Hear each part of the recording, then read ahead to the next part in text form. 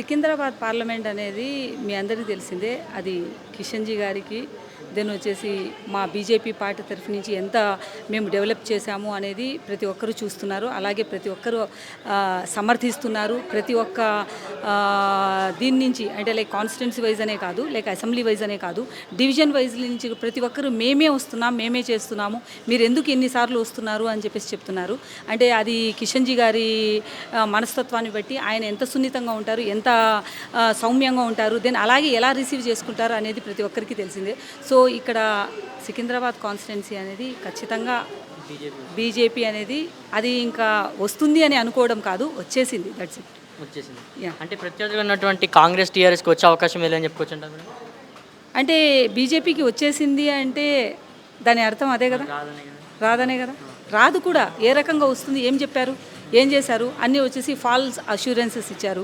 Then వచ్చేసి ఇప్పుడు develop చేస్తున్నట్టు వాటిల్లో అంతా మేము ఇవి ఇచ్చాము స్కీమ్స్, అవి ఇచ్చాము స్కీమ్స్ అని చెప్తున్నాం. ఇచ్చిన స్కీమ్స్ ఇచ్చినట్లే మళ్ళీ తిరిగి తీసుకుంటున్నారు.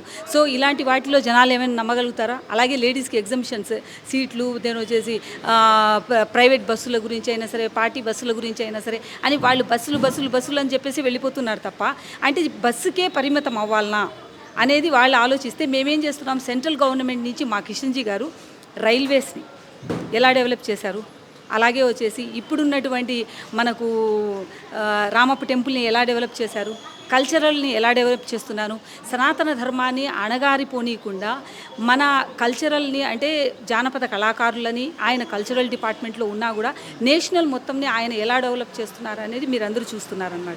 అలాగే మనకు ఇప్పుడు ఉన్నటువంటి గోల్కొండలో అయిన లేజర్ షోస్ అంట, దెన్ వచ్చేసి అంతే ఫ్యామిలీ పరంగా వెళ్ళేసి ముందు అవన్నీ వచ్చేసి ఉన్నటువంటిని తీసిపడేశారు. గవర్నమెంట్స్ ఉన్నటువంటి సో కాల్డ్ గవర్నమెంట్స్ ఏమున్నాయో అవన్నీ మొత్తం తీసేసిన వాటిని మళ్ళీ అమెండెడ్ చేస్తున్నారనమాట.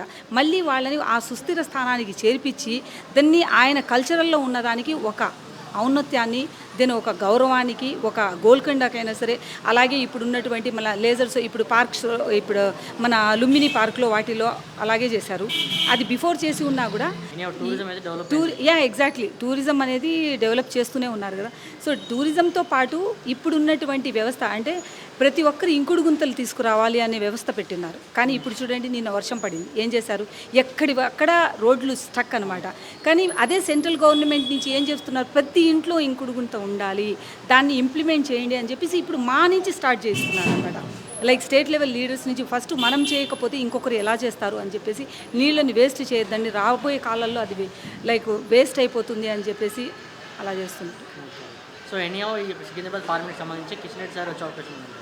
వచ్చే అవకాశం కాదండి, కిషన్జీ గారే మా ఎంపీ అంతే. బీజేపీ నుంచి ఒకే ఒక ఎంపీ ఎవరు అంటే కిషన్జీ గారే సికింద్రాబాద్. సో ఇంకా వేరే ఆల్టర్నేట్ లేదు. దెన్ ఇంకొక ఛాయిస్ ఎవరికి మేము ఇవ్వము.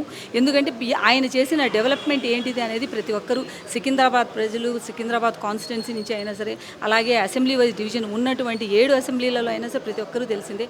సో ఆయన్ని మనము నుంచి లబ్ధి పొందాము కాబట్టి అదేవిధంగా అదే లైక్ మైండ్ సెట్తో, అదే కృతజ్ఞతా భావంతో మోదీజీ మీద గారి ఉన్నటువంటి అంటే మన మోదీజీ, మన పిఎం గారు గెలవాలి అనేసి ఫస్ట్ మన కిషన్జీ గారిని వచ్చేసి ఆశీర్వదిస్తున్నారు. అలాగే మనకు పిఎం కూడా అంటే ఒక్క అసెంబ్లీ వైజే కాదండి, దెన్ సెంట్రల్ వైజ్ కూడా మన మోదీ గారికి కూడా ఈ ఘనత దక్కబోతుంది. 3వ సారి కూడా మా పిఎం కూడా మోదీజీ గారే అంటున్నాం. జై హింద్.